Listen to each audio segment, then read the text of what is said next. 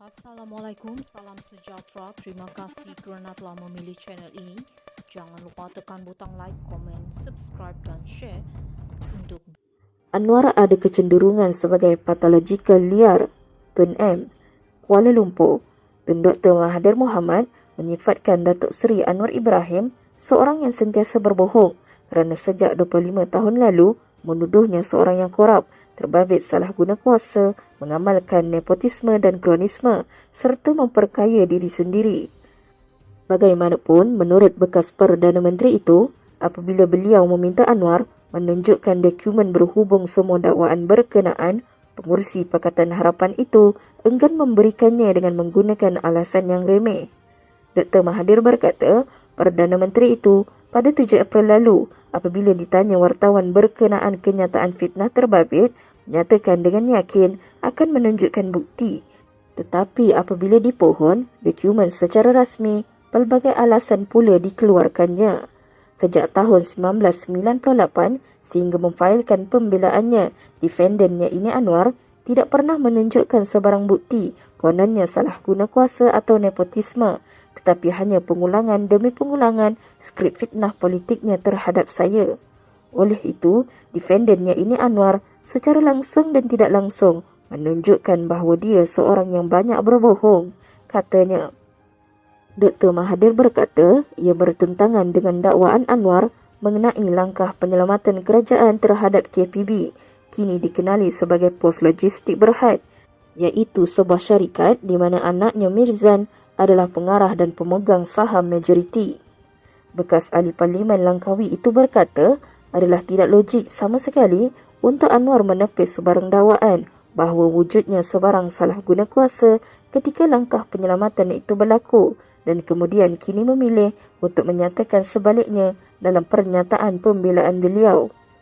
Dr. Mahathir berkata Anwar sendiri yang ketika itu timbalan Perdana Menteri pada Mac 1998 memberitahu media dan mempertahankan bahawa hakikatnya isu KPB MISC bukan langkah penyelamatan tetapi ia keputusan yang berasaskan kepada keputusan perniagaan. Oleh itu, berdasarkan daripada pendedahan ini, jelas menunjukkan Anwar mempunyai kecenderungan untuk sentiasa berbohong tanpa sebarang sebab dan alasan patologikal liar. Ini kerana defendan menyatakan pendirian yang berbeza dengan apa yang dinyatakan pada pembelaan hari ini. Perkara yang sama juga dengan keengganan defendan sehingga hari ini membawa sebarang bukti untuk mempertahankan dakwaannya. Dr. Mahathir berkata demikian dalam jawapannya kepada penyataan pembelaan Anwar dalam saman fitnah difailkan pada 3 Mei lalu bagi menuntut ganti rugi RM150 juta berhubung ucapan Anwar di Kongres Nasional Khas Malaysia Madani pelaksanaan sebuah idealisme pada Mac lalu.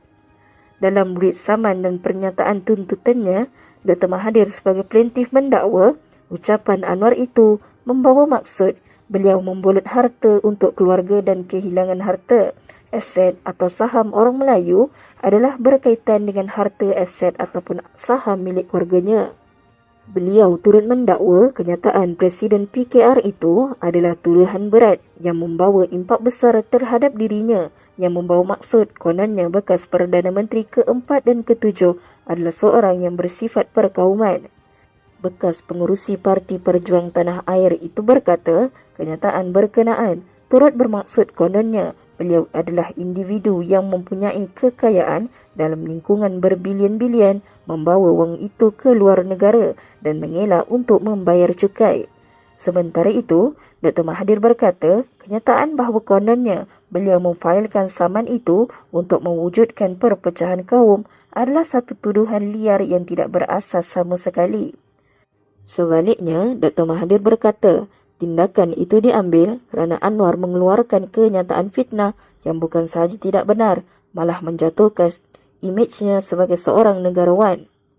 Kenyataan bahawa kononnya saya baru sahaja bermula untuk membicarakan mengenai orang Melayu setelah hilang kuasa adalah kenyataan yang memfitnah serta tidak benar. Tujuan saya membangkitkan isu mengenai orang Melayu ini bukan perkara baharu. Kenyataan defendan jelas sekali adalah salah dan berunsur fitnah dengan tujuan untuk menjatuhkan imej saya. Sedangkan, isu Melayu dibangkitkan dengan lebih kuat oleh saya kebelakangan ini demi menjaga kebajikan dan hak orang Melayu yang semakin diabaikan, yang mana ia fakta yang diketahui umum, katanya.